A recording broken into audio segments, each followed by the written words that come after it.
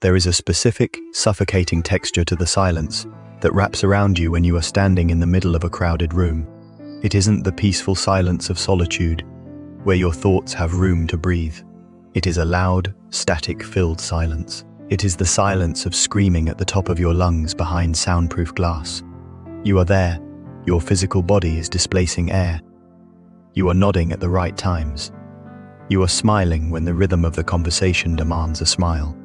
You might even speak, tossing a sentence into the center of the circle like a coin into a fountain, only to watch it sink to the bottom, untouched, unnoticed, while the water on the surface ripples on without you. You know this feeling. It sits heavy in the center of your chest. It is the sensation of being physically present, but metaphysically transparent. It is the crushing realization that if you were to simply turn around and walk out the door, the dynamic of the room would not shift by a single degree. The conversation would not stumble. The energy would not drop. You are an extra in the movie of your own life, watching the main characters interact, holding your lines because you've become convinced that the director never actually called action for you. And the most confusing, maddening part of this experience is that on paper, you exist. You have friends. You have colleagues. You are not a ghost. Yet in these moments, you feel a profound, aching separation from the human race. You feel like you are transmitting on a frequency that everyone else's receiver is too broken to pick up. You wonder with a cruel and quiet persistence, is there something wrong with my voice? Is there something wrong with my face? Do I lack the gravity required to hold a planet in orbit? We need to dismantle this. We need to take this feeling out of the shadows of your insecurity and place it under a microscope, because what is happening to you is not a personality flaw. It is not a defect in your character. It is a complex, biological, and psychological feedback loop that you have likely been trapped in for years without realizing it. You are not invisible because you are small. You are invisible because you have learned, through 1,000 tiny cuts, that survival depends on remaining undetected. Let's look at the biology first, because you need to understand that this pain is not metaphoric. It is real. Evolutionary psychology tells us that for our ancestors, isolation was death. To be excluded from the tribe, to be ignored by the group, meant you were left to the predators. Your brain, that ancient survival, obsessed machine, does not know that you are in a safe, modern coffee shop or a corporate boardroom. When you speak and are interrupted, or when you are looked through as if you were made of glass, your brain registers a threat to your survival. Neuroscience has shown us that social exclusion lights up the exact same neural pathways as physical pain. When you are ignored, your brain releases a cascade of chemicals identical to what would happen if someone punched you in the stomach. That tightness in your throat, that heat behind your eyes, that is not drama. That is your nervous system screaming that you are in danger. You are reacting to a signal that says, you do not matter here.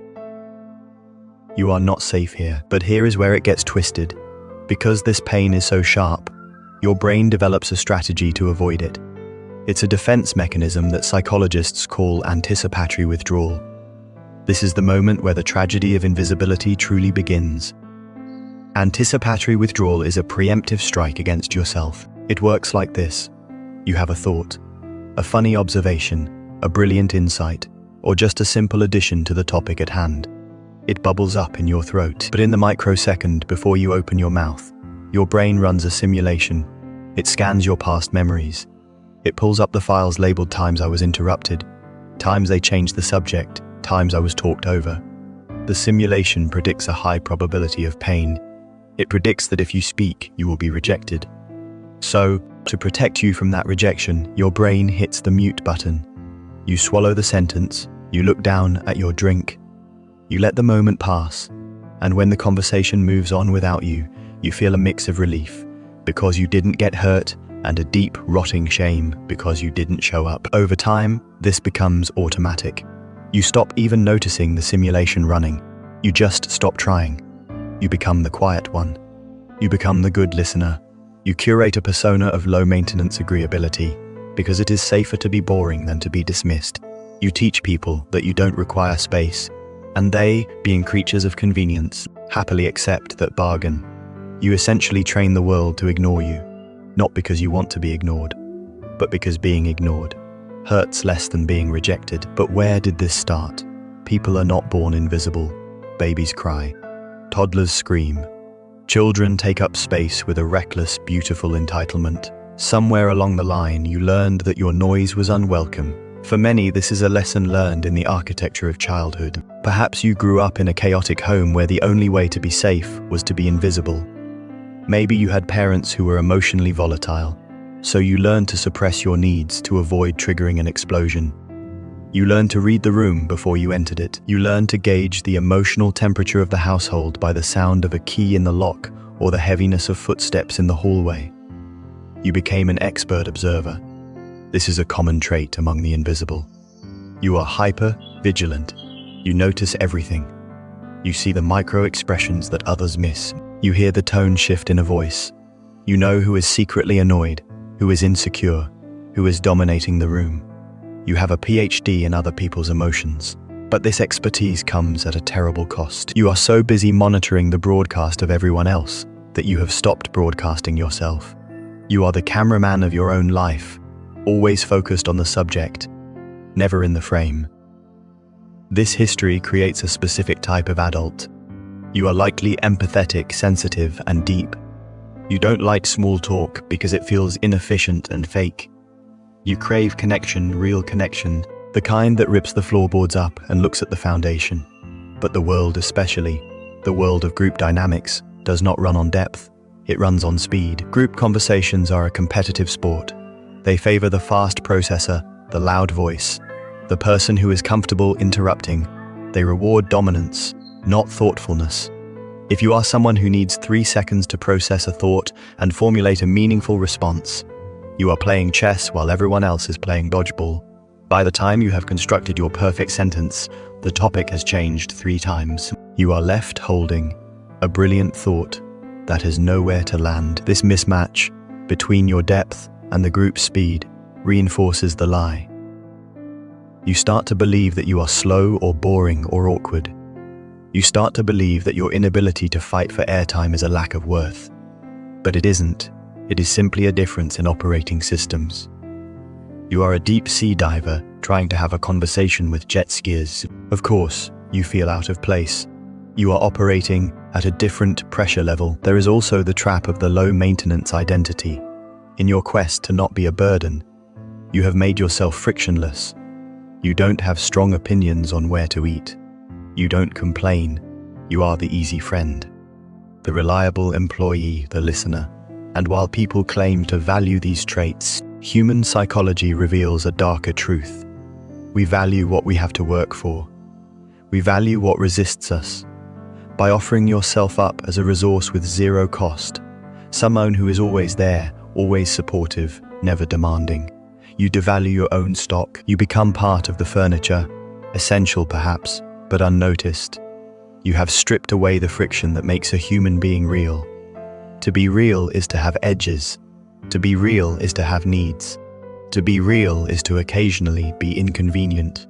If you are never inconvenient, you are not being a person, you are being a service. And this service you provide, this endless emotional labor of listening, nodding, validating others while starving yourself of the same leads to a profound exhaustion.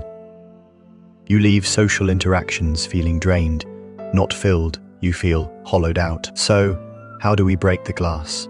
How do we turn the ghost back into a person? The solution is not to simply speak up. That is advice for people who don't understand the paralyzing grip of your nervous system.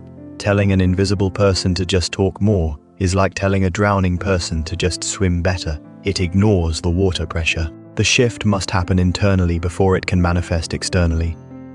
It starts with the recognition of self-abandonment. Every time you have a thought and swallow it because you fear it isn't good enough, you are abandoning yourself. Every time you pretend to agree to keep the peace, you are abandoning yourself. You are reinforcing the neural pathway that says, I am not worth protecting. The first step is to stop the bleeding. You must stop prioritizing the comfort of others over your own existence. This is terrifying. It feels selfish. But it is necessary survival. You begin with the pause. When you feel the urge to disappear, to shrink, to look at your phone, pause. Recognize that this is a trauma response, not a truth. It is a memory of the past overlaying the present. Stay in the discomfort of being seen. Hold eye contact for 1 second longer than feels safe. Do not fill the silence with an apology. Next, you must practice taking up space in low-stakes environments. You don't start by dominating the boardroom meeting. You start by ordering coffee and taking your time. You start by sending that text message without editing it 12 times. You start by physically sitting in a way that doesn't minimize your body. Uncross your legs, open your shoulders, signal to your own brain that you are allowed to occupy volume in this universe.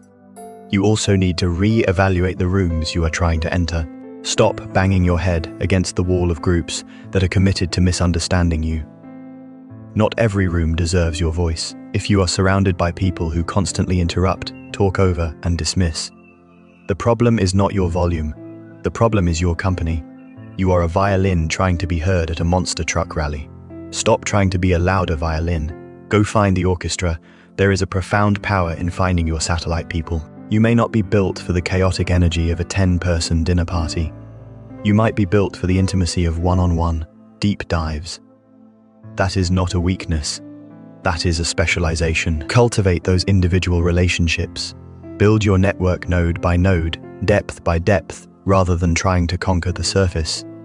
But even in those larger groups, you can change the dynamic by changing your goal. Stop trying to be interesting. Interesting is a performance. Instead, aim to be real. Realness has a resonance that cuts through the noise. When you do speak, don't rush. The rush is a trauma response. It's you trying to get the words out before the imaginary interrupter strikes. Slow down. Profound things are rarely said in a rush. If you speak slowly with weight, you force the room to calibrate to your tempo. And if they interrupt, you stop. You look at them, you wait, and then you finish your sentence. Not with aggression, but with the calm certainty of someone who knows they have the floor. You have to be willing to be awkward. This is the price of admission for visibility. The moment you interrupt the pattern, there will be friction. People will be confused. When the easy you becomes the opinionated you. Let them be confused. Let there be a momentary silence. That silence is not your enemy. It is your podium. Understand that your invisibility has been a shield. It kept you safe when you were young. It protected you from criticism, from conflict, from the messy, jagged edges of human interaction. But that shield has become a cage. You have outgrown the need for this protection. You are an adult now.